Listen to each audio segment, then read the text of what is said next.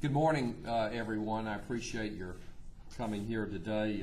I have a few prepared remarks, and then I want you to hear from Delegate Amundson, and then we'll take some questions. A week ago Friday, Hurricane Ike struck the Texas Gulf Coast. In the hours that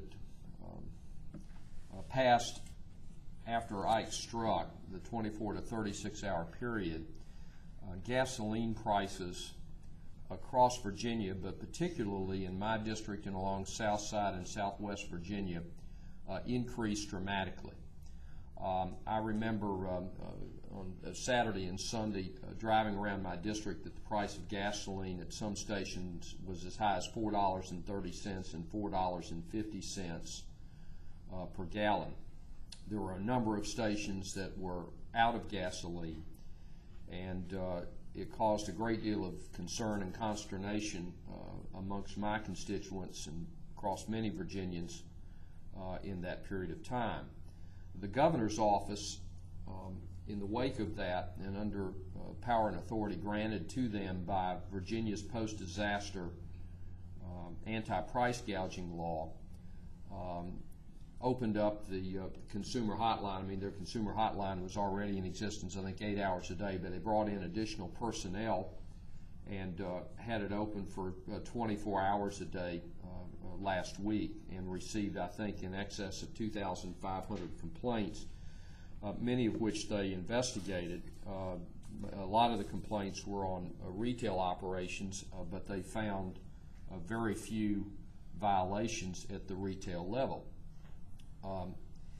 In my inquiries with the governor's office and even further with the attorney general's office, it became apparent that Virginia's anti-price gouging law, which was enacted initially in 2004 and then was strengthened substantially by Delegate Amundson in 2006, that there was some question as to whether or not we would be able to investigate price gouging further up the line, even to the big oil companies.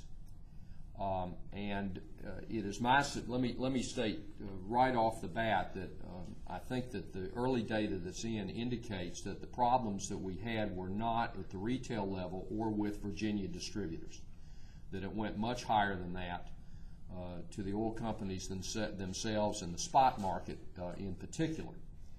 And I think that if we are going to protect Virginians from this type of thing occurring, that we have to be in a position to investigate price gouging at the highest levels, including big oil. And so I wanted to announce today my intention to introduce legislation in the 2009 General Assembly session that would close these loopholes, that would allow the administration and also the Attorney General's office to investigate manufacturers and refiners of gasolines that distribute those gasolines in the Commonwealth at the time of a disaster. I would also tell you that the post-disaster anti-gouging law is triggered when the governor declares a state of emergency. It just so happened that we had a state of emergency in place because of Hurricane Hannah.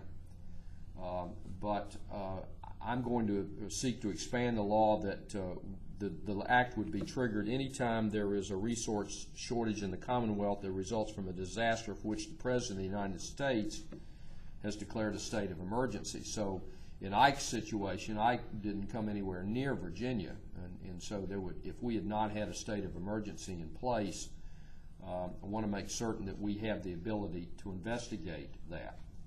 I want to stress again that we do not have any evidence that indicates that the jobbers, the distributors here in Virginia, or the retailers were to blame. I know that they frequently are the ones that have to hear the complaints from the public because they're handy. It's a little difficult to pick up the telephone and to complain to the CEO of ExxonMobil or ConocoPhillips over the price of gasoline. But it appears to me very suspicious that even before the impact of Ike could be felt, And you know that within the 24 to 48 hour period after the hurricane, that was too soon for these supplies to be interrupted, yet we see these, $4.30 and $4.50 price hikes, that raises my suspicions. And I think we in the Commonwealth are entitled to answers, and if the law is not sufficient for us to do that, it needs to be strengthened.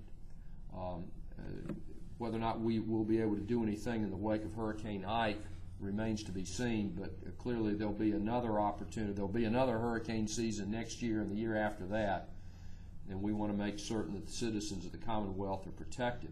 Also say an area of Southside Virginia that's been hard hit economically, that it's not fair to those folks to have to continue to endure, on top of the economic woes they already face, gas prices of $4.30 and $4.50.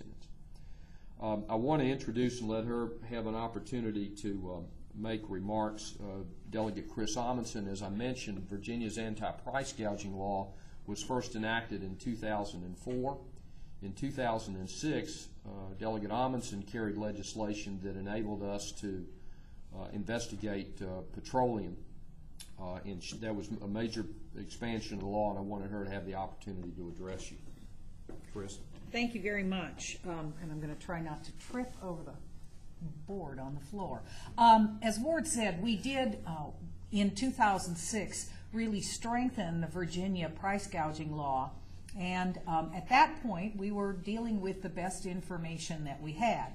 And our goal was really twofold. It was first to protect consumers, but second, to make sure that we were not unfairly penalizing retailers who played by the rules and who were themselves caught sort of at the end of a supply chain that that made it impossible for them to do anything else, particularly in an area like gasoline marketing where the margins are so thin.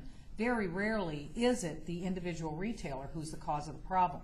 But this Hurricane Ike situation has made it clear that although Virginia's law continues to be strengthened, it's clearly we're going to need to do more. And I think that all of us are basically believers that as a general rule we ought to let the free market take care of things. But as we've just seen in the federal economy in the last week, sometimes unfettered free market without any government involvement in times of crisis or emergency is not the best course of action. So I am certainly hopeful that we will be able to enact this legislation in the coming legislative session.